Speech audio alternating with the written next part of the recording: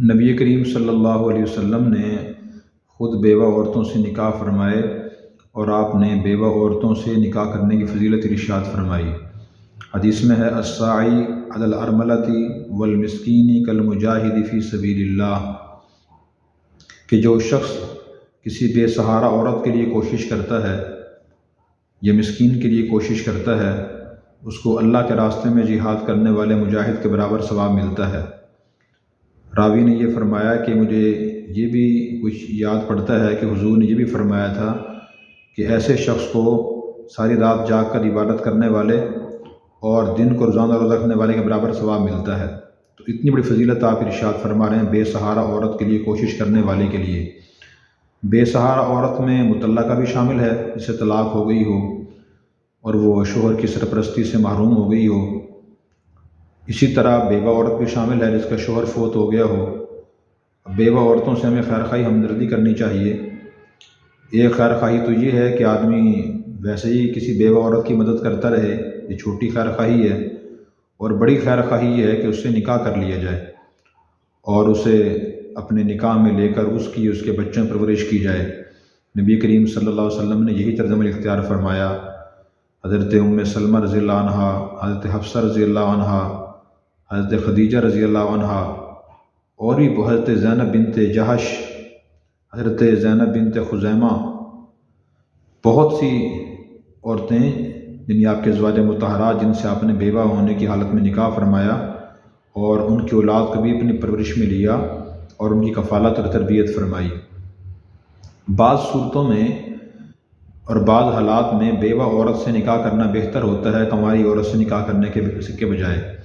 حضرت جابر بن عبداللہ رضی اللہ عنہ صحابی ہیں، ان کے والد حضرت عبداللہ تھے، ایک حضرت کے صحابی تھے اور بڑے صاحب علم آدمی تھے۔ تو ان کے والد صاحب غزوہ احد میں شہید ہو گئے تھے۔ تو نبی کریم صلی اللہ علیہ وسلم نے ان سے پوچھا حل نکحت یا جابر، اے جابر کیا آپ نے نکاح کر لیا؟ انہوں نے کہا جی ہاں۔ تو آپ نے پوچھا کہ آپ نے کنواری سے نکاح کیا ہے یا بیوہ سے یا مطلقہ سے؟ تو انہوں نے عرض کیا کہ میں نے بیوہ عورت سے نکاح کیا ہے۔ تو آپ نے پوچھا کہ کنواری سے کیوں نکاح نہیں کیا؟ کیونکہ حضرت جابر خود کنوارے تھے۔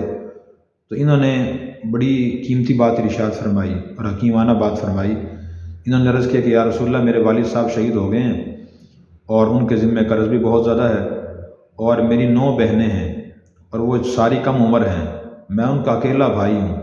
اگر میں کنواری عورت سے نکاح کر لیتا تو وہ شاید میرے اور میری بہنوں کے درمیان حائل ہو جاتی اور ناتجربہ کاری کی وجہ سے شاید وہ میری بہنوں کی صحیح پرورش اور تربیت نہ کر سکتی، ان کی صفائی کا خیال نہ رکھ سکتی، کنواری کا تو تجربہ نہیں ہوتا۔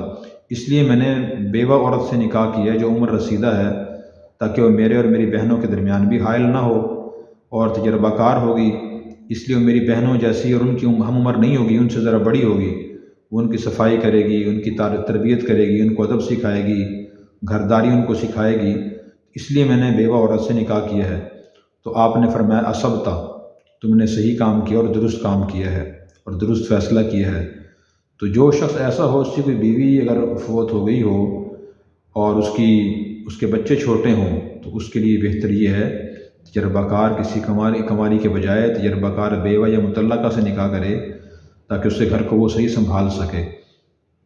اسی طرح کسی کی عورت بیوہ ہو جائے، یعنی کوئی آدمی فوت ہو جائے، تو اس کے عورت کے والدین کو، سسرال والوں کو اس کا خاص خیال کرنا چاہیے کہ وہ اس کا کوئی ٹھکانہ بنانے کی کوشش کریں۔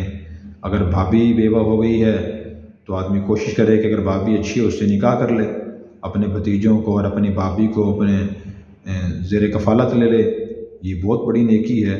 جیسے میں نے حدیث بیان کی کہ حضور فرما رہے ہیں ایسے آدمی کو مجاہد جیسا ثواب ملے گا اور اسے ساری رات عبادت کرنے والے اور دن کو روزہ رکھنے والے کے برابر ثواب ملے گا۔ تو یہ وہ فضائل ہیں جن کو رواج دینے کی ضرورت ہے اور جن کو عام کرنے کی، جن پر عمل کرنے کی ضرورت ہے۔ آج بہت سی بیچاری بیوہ عورتیں اپنے بچوں کی وجہ سے وہ نکاح نہیں کرتی، یا کوئی ان سے نکاح نہیں کرتا، وہ گھروں میں کام کر کے دوسروں کی غلط نظروں کا نشانہ ہی بنتی ہیں اور پریشان بھی رہتی ہیں۔ تو اس لیے یہ بہت بڑی نیکی ہے کہ ہم بیوہ عورتوں کے نکاح کو رواج دیں اور خود اس میں پہل کرنے کی کوشش کریں۔